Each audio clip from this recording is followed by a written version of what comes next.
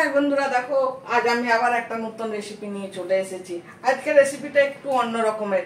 আজকে কিছু মাছের নয়, কিছু সবজি নয়। এই যে দেখো, আমরা যে মাছ খাই, মাছের ডিম থাকে না, আমি সেই ডিমের রেসিপি আজ বানাবো আর সেইটাই তোমাদের সাথে শেয়ার করব।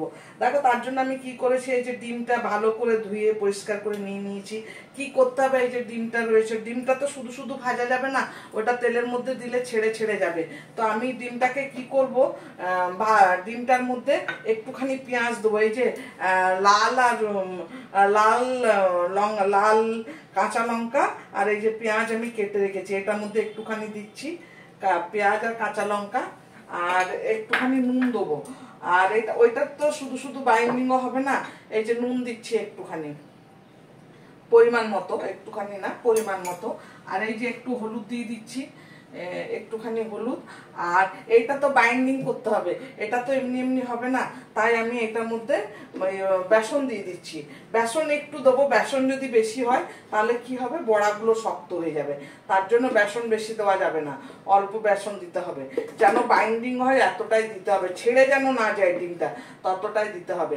আমি এই যে দেখো মাখছি বেসন বেসন দিয়ে, আর বেশি দেবো না, সেটাও তোমাদের সাথে দেখাবো তোমাদেরকে, তোমরা সঙ্গে তো আছো। এই যে ভালো করে মেখে নেবো, এটা সাথে সাথে মাখতে হবে, নুন দিয়ে বেশিক্ষণ রাখা যাবে না, তাহলে পরে তো মানে জল জল হয়ে যাবে। এই যে দেখো আমার মানে বাইন্ডিং হয়েই যাচ্ছে, দেখো মনে হচ্ছে হয়ে যাবে, তবে এটা খুব পাতলা আছে একদম। মাছটা দেখো, মাছের ডিমটা, এটা বড় কাতলা মাছ ছিল, কাতলা মাছের ডিম ছিল। তো এটা আমার ডিমটা আলাদাভাবে কেনা, আমার মাছের থেকে বেরোয়নি ডিমটা, তো সেই জন্য আলাদাভাবে কিনে নিয়ে এসেছি। এই যে দেখো, মনে হচ্ছে আরেকটু লাগবে, বেশি পাতলা আছে, তো আরেকটু আমি দিয়ে দিচ্ছি, কেননা নয়তো তেলে দিলে যদি ছেড়ে যায়, তাই এই যে আরেকটু দিলাম, মানে ভালো করে মিক্স করব। তেলটা আমার গরম হয়ে গেছে, কেননা আমি কড়াইয়ে তেলটা আগেই রেখেছিলাম। তো দেখো আমি কেমন ভাবে ছাড়ছি ডিমটা। এই যে আমি একটা ওই জন্য এই যে কানাওয়ালা বাটি নিয়েছি, আমার হাতটা এভাবে মোছার জন্য সুবিধা হবে। এই যে এরপর আমি ছোট ছোট, অনেক বড় বড় না, বড়াগুলো একটু ছোট ছোট করব, বড় বড় করলে দেখতে ভালো লাগে না, আর ছোট্ট ছোট্ট করলে জিনিসটা দেখতে ভালো লাগে। তা আমি সেইভাবে বড়াটা করে নেবো। আর বড়াটা আমি তরকারিতে যে বানাবো, কি দিয়ে বানাবো সেটাও তোমাদের দেখাবো। আগে আমি বড়াটা কড়াইয়ের মধ্যে দিয়ে দিই, তারপরে তোমাদের সাথে কথা বলছি। এই যে এইভাবে আমি বড়াগুলো দিয়ে নেব। এই যে আমি ফিরে আসছি বড়াগুলো ভেজে নিয়ে।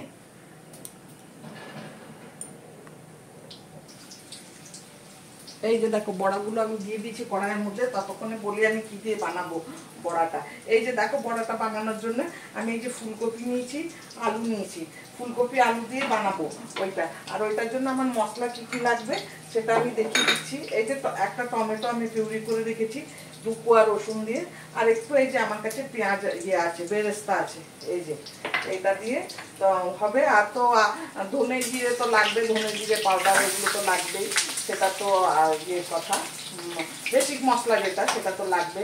আর দেখো বড়াগুলো কত সুন্দর হয়েছে, আমি একটু করে দিয়েছি, কত বড় বড় হয়ে ফুলেছে। ওই জন্য আমি ভেবেছিলাম আরো ছোট ছোট হলে ভালো হতো। ঠিক আছে, চলবে, এটাও চলবে। এই যে আমি বড়াগুলো ভেজে এবার তুলে নিচ্ছি, তারপরে তোমাদের কাছে আবার ফিরে আসছি, কিভাবে বানাবো তরকারিটা ফুলকপি আলু দিয়ে সেটা শেয়ার করব।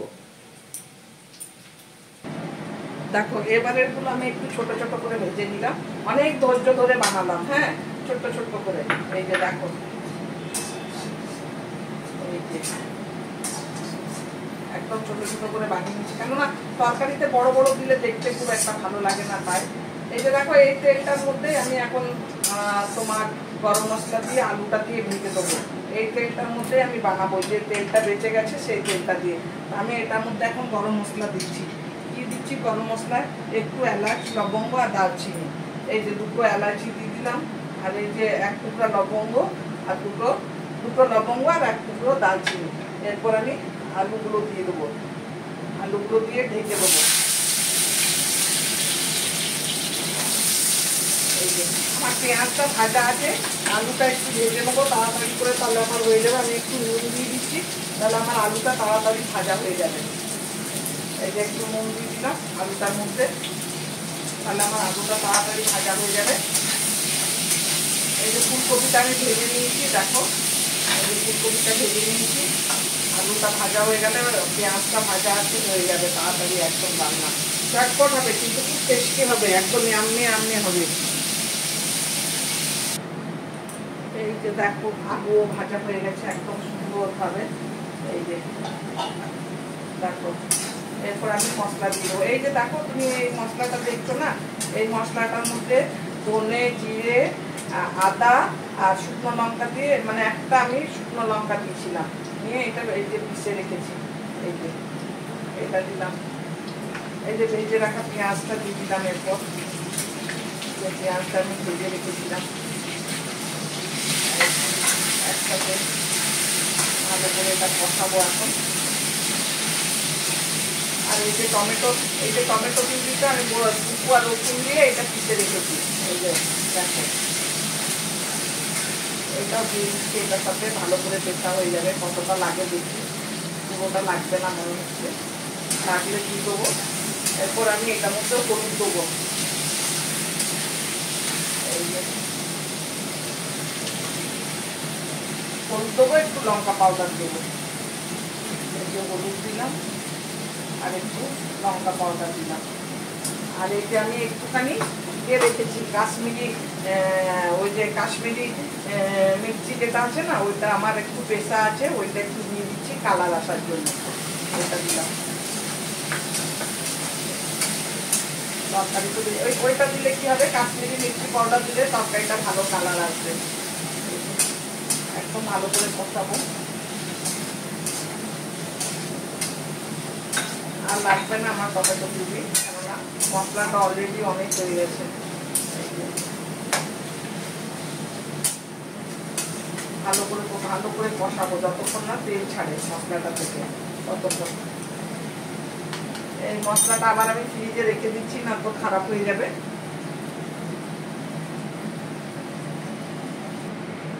আলু একদম সেদ্ধ হয়ে গেছে আমার, দেখো। এরপর আমি ভেজে রাখা ফুলকপিটা দিয়ে দিচ্ছি।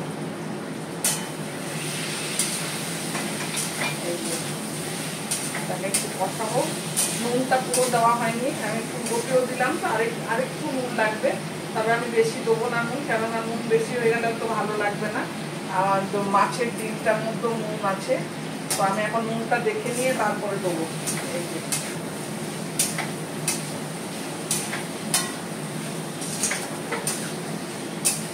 আরেকবার দেখে দেবো এটাকে, পেঁয়াজটা একদম গলে যাক, তাহলে গ্রেভিটা ভালো হবে, গ্রেভিটা ঘন হবে। দেখেছো কি সুন্দর ওই কাশ্মীরি মির্চি পাউডারটা দিলাম বলে কালারটা কত সুন্দর এসেছে। ঢাকা দিয়ে দিলাম আবার আর 2 মিনিটের জন্য, তারপরে আর তোমাদের দেখাই।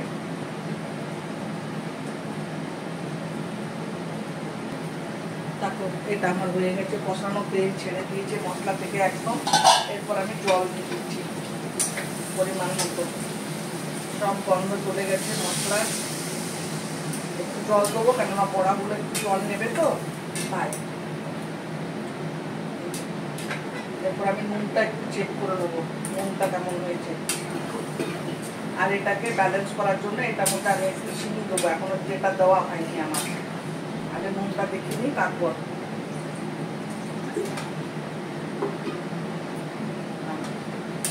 নুনটা দেখে নিই।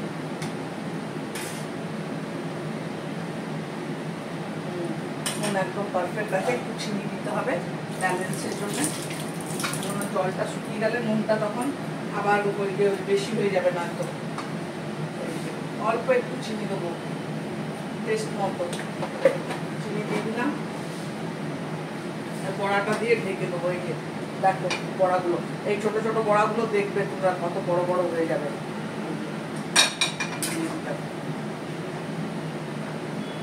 এরপর ঢেকে দেবো কিছুক্ষণের জন্য, 5 মিনিট এটা ঢেকে দেবো। এখন একটু আঁচটা কম করে দিচ্ছি। তারপরে হয়ে যাক, উপর থেকে ধনেপাতা দিয়ে তারপর তোমাদের দেখাবো। তারপর রেডি হয়ে গেছে তরকারি একদম পারফেক্টলি। এই যে দেখো, দেখেছো? এরপর আমি উপর থেকে ধনে পাউডার দিয়ে দিচ্ছি। এই যে ধনে পাউডার দিয়ে দিলাম, দেখো দেখতে কি সুন্দর হয়েছে, দেখেছো? এই যে রেডি হয়ে গেল মাছের ডিমে বড়া দিয়ে ফুলকপি আলুর তরকারি।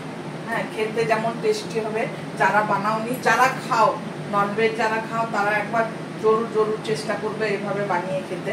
দেখো আমি গ্যাসটা এখন বন্ধ করে দিচ্ছি, তারপরে প্লেটে নিয়ে তোমাদের দেখাবো। হ্যাঁ হ্যাঁ, যেটা বলছিলাম, তোমরা নিশ্চয়ই একবার বানিয়ে খেয়ে দেখবে, তারপরে কমেন্ট করে আমাকে জানাবে যে কেমন লাগলো খেতে। আর চলো তোমাদের আমি প্লেটে ঢেলে দেখাই কেমন হয়েছে। এই যে দেখো,